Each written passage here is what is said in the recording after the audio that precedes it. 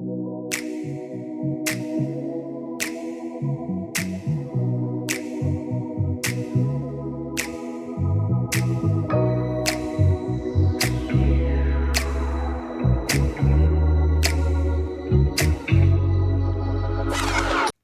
been doing all the intention setting, you've been doing the journaling, you've been doing the scripting, and you're like, Alexa, my manifestations are just not happening for me. I want to share with you 3 reasons why you're actually blocking your manifestations and how we can shift them. I read this book, Think and Grow Rich, which has been a great read to really understand deeper levels of our subconscious. And I hope to share with you these 3 things that more than likely are keeping you from manifesting the life of your dreams. I'm also going to share with you some key tools that are going to help you in reframing to really energetically align with the vibration of what you're looking to manifest. So let's get into today's conversation. The first thing I want to talk about is the point number 1 that he talks about, which is why a lot of us actually stay exactly where we are. Now, here we're going to talk about indecision. And he actually says how successful people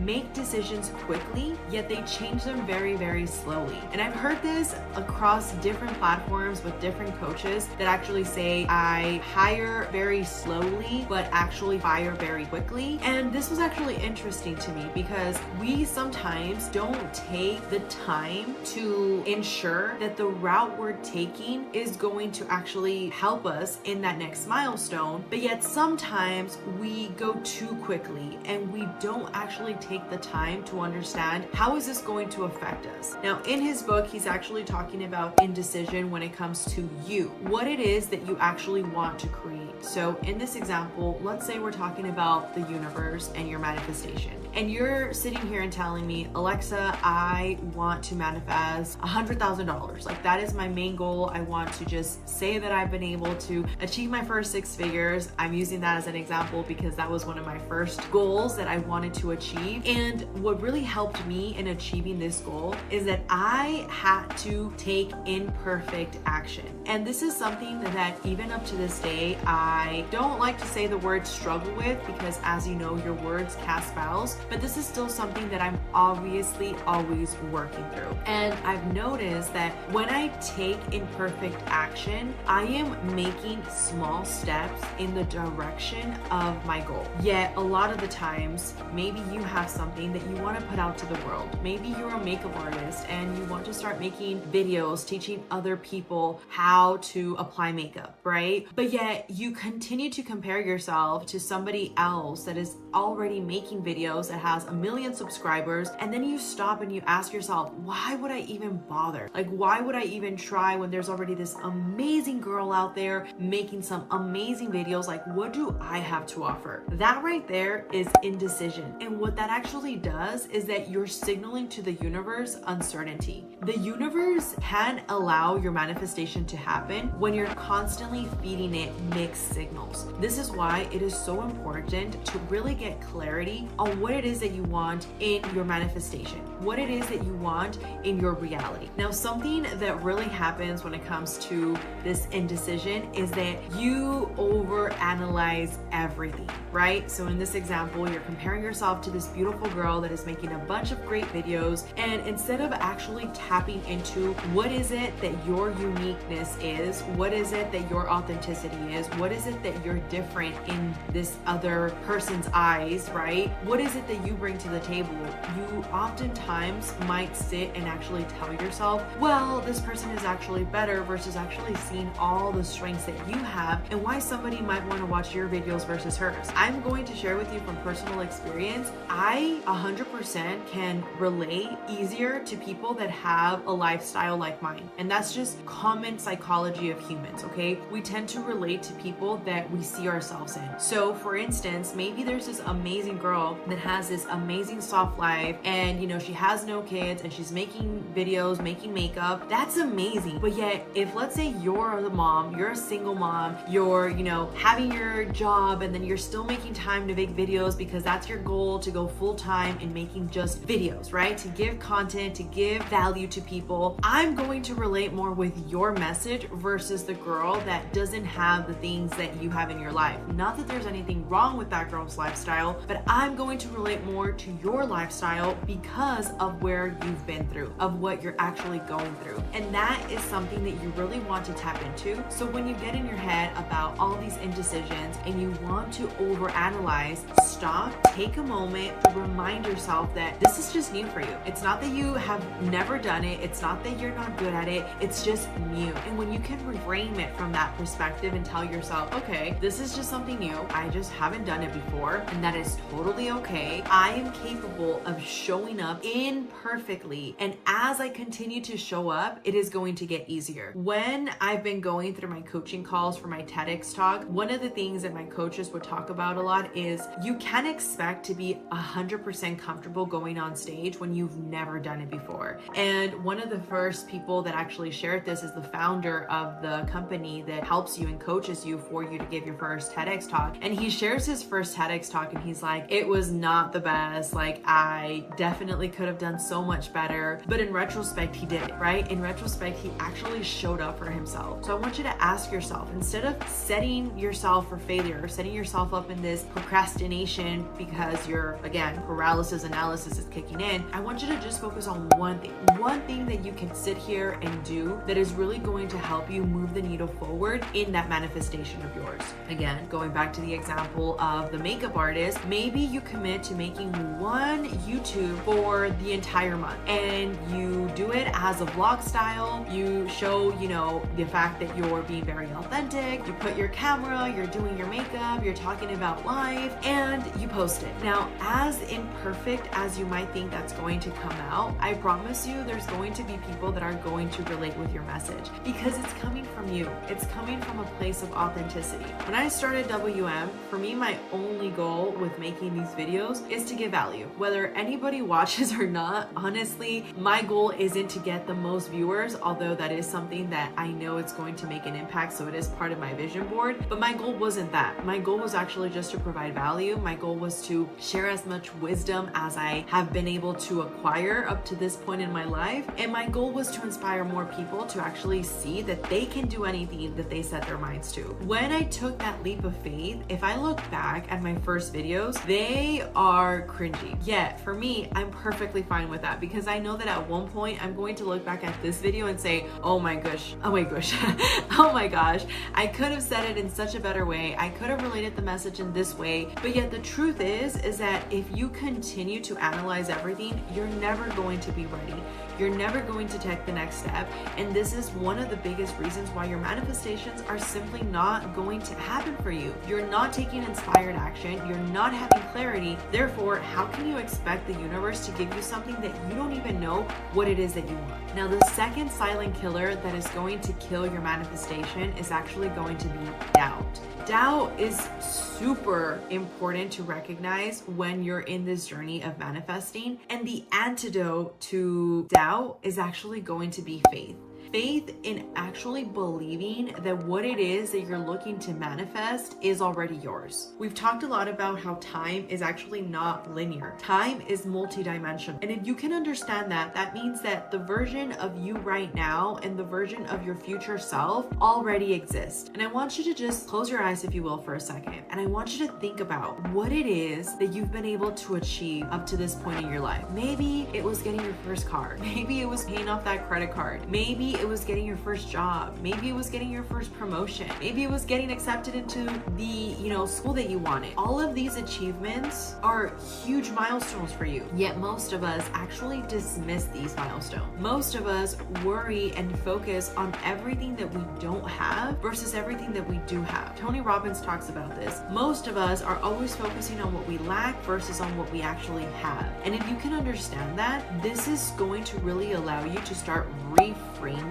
your belief system, because you cannot manifest anything from lack. You cannot attract anything that you're not in vibration with. We've talked about this before, but when you're looking to manifest, you can't manifest if you're not in the same frequency of the thing you're looking to attract. Let's say you have this, radio station, and in the radio station, you're trying to listen to country music, but yet you're tuned in to Power 102 and you're listening to hip hop music. Well, simple common sense is going to tell you that you're not going going to hear any country music on this station because you're tuned into the wrong frequency. It's the exact same thing when it comes to manifest. A lot of people talk a big game about, the law of attraction, and yes, you need to attract and attract and attract, but how can you attract something that you're not in vibration with? It is just not going to happen. So you can understand that the energy you're putting out by focusing on doubting is actually propelling your manifestation. It's actually keeping it further and further away from you. So the more that you embody the energy of the thing you're looking to attract into your life, the easier it's going to become for you to really align yourself with that creator version of you that already exists. Now, in one of the ways that this can show up for you in your life is telling yourself things such as, I'm not worthy, comparing yourself to the success of others like we talked about in the last statement. But this is really where you want to start reframing. You want to really understand that the statements that you're telling yourself are not true. They are simply coming from your subconscious mind because at one point somebody told you that you couldn't do the thing, and therefore now you're self-sabotaging yourself because you believe that it's going to be easier to stay exactly where you are than to leap into the next vibration of you. And the only way that you can do that is by shedding the last person that you used to be and remembering the true you, the you that actually likes to play, the you that actually likes to enjoy life, the you that is okay with exploring. And maybe you're telling me, no, Alexa, that's never been me. Chances are when you were a little kid and you were actually open to exploring and being weird and saying what was on your mind, you were like that. But because we've forgotten, or because we were told that was wrong, because we were told that's not how you should act and this is not what you say, we started conditioning ourselves. And the more that you are conditioned, the more you forget who you really are. This is why internal work is so important in your manifestations, because if you can understand what's the story you're telling yourself in order to really shift into this new identity. And I get a ton of people that ask me, how do you change your identity? I made an entire other video talking about this, but the simplest way for you to understand how to change your identity is choose new habits. That's it. The habits that you currently have are actually what have shaped your identity. So how you show up every day, how you react with people, the choices you've made, the things that you like, everything. That is the identity that you have compiled based off things that you have chosen or that have actually been imposed on you. Things that have been imprinted onto you based on what you saw. Chances are, for example, my little one, he doesn't like ketchup. So funny. He doesn't like ketchup, and I think it's so weird because his dad doesn't like ketchup. And when I think about that, it's the programming that, again, whenever he would hear dad say, oh, I don't like ketchup, he would pick up on these little cues and say, you know what, I don't like ketchup. And I can try to like make him, try the thing. But if he doesn't want to try it, I'm not going to force it onto him. But realistically, this is how you're conditioned. Chances are somebody at one point said something about people that wore a certain outfit or people that looked a certain way. Therefore, you were conditioned by that belief. I remember when my grandmother, when I was young, she would say how people with tattoos were not the nicest, okay? This was my grandma. She's an OG. She's somebody that just wanted to keep me out of getting into any trouble, and she would tell me things like this out of trying to protect me, right? She didn't really mean that people with tattoos were bad people. We have a ton of family members that had tattoos, but the biggest thing for her was she was trying to protect me. Well, what she actually did was the opposite. I went at 16 years old and got my first tattoo. Yes, I was trying so hard to prove her wrong because I knew that I was a good person, and I went and actually got my first tattoo.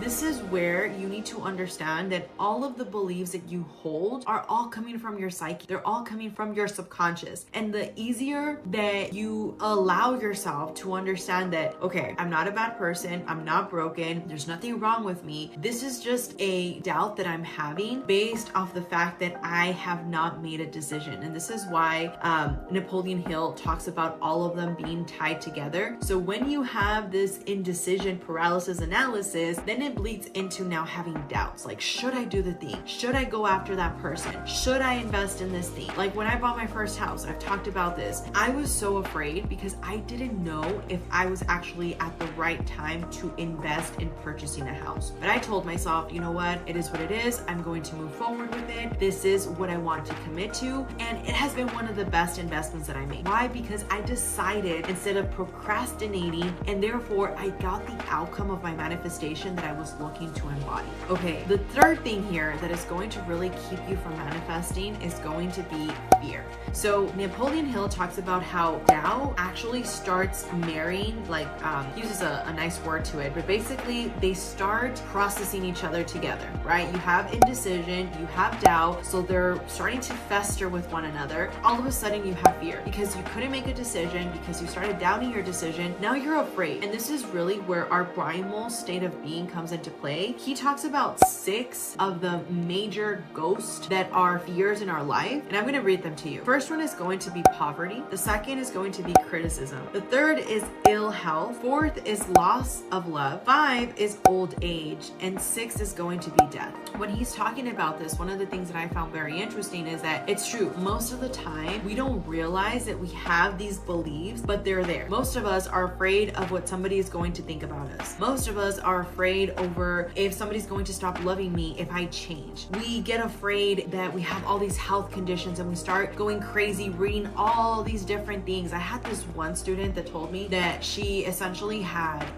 like a lump in her breast area, and when she went to the doctor, of course they told her right away it was going to be cancer. They were trying to get her to go to chemo. She refused to do that. She started with internal healing. She started working on herself. She started reading the book Becoming Supernatural. She started doing meditations. She started being very intentional with who she had around her, with what she was eating. That freaking lump left. I mean, if that doesn't shock you, I don't know what will. But the truth is that we create our own hell in our mind. We create our own imprisonment and we don't even realize it. This is why a lot of your manifestations are not coming into fruition, because you're not fully trusting yourself. You're doubting yourself. You are having all this paralysis analysis. And when you think, oh, well, my manifestation hasn't happened, it just doesn't work for me. No, it does work for you. You're just manifesting everything that you don't want because you're focusing on everything that you don't want. The quicker that you realize that where you put your energy is where your attention is going to flow. Therefore, what this means is that when you're focusing on something, this is where your energy is going to manifest. If you're focusing on the fact that you don't want that situation to happen, chances are it's going to happen because you're focusing on it. You're giving it energy. If that doesn't show you how much of a powerful creator you are, I really don't know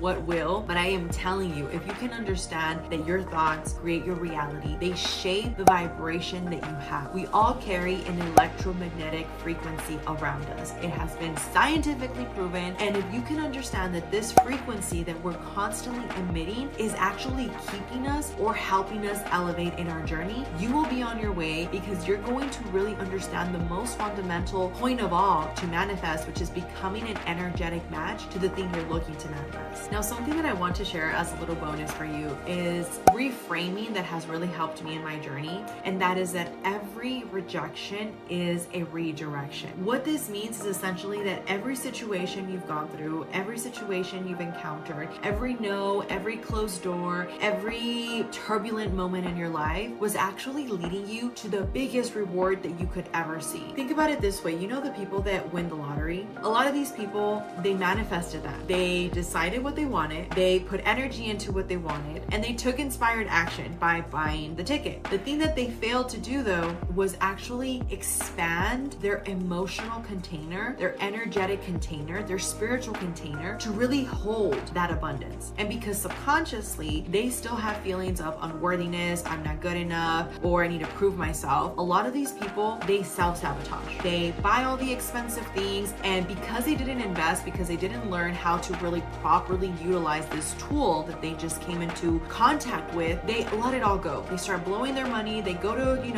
clubs, they're buying the nice Ferrari, they buy the nice house, and then they don't have a job still, because again, like, all the money that they got was from this money that they generated one time. They're not energetically equipped to hold this. They're still seeking external validation. And what happens? Within most people, 2 years, they've already manifested themselves out of that abundance. This is why it is so important to understand that every rejection is a redirection, and those redirections are leading you exactly where you need to be. This is how you have faith in the divine. This is how you have faith that everything that you're looking to manifest is going to come, but in divine timing. And if you could just have faith, just like when you order something something on Amazon, you're not calling the Amazon delivery people, you're not calling Amazon, you're not like, hey, did you send my order? Hey, is it coming? Hey, how quickly is it going to be here? You just press, you pay, you send your order, and you expect your order. You're not worried about whether your order is going to come or not. This is one of the most powerful things you can do in your manifestation journey because you're not tied into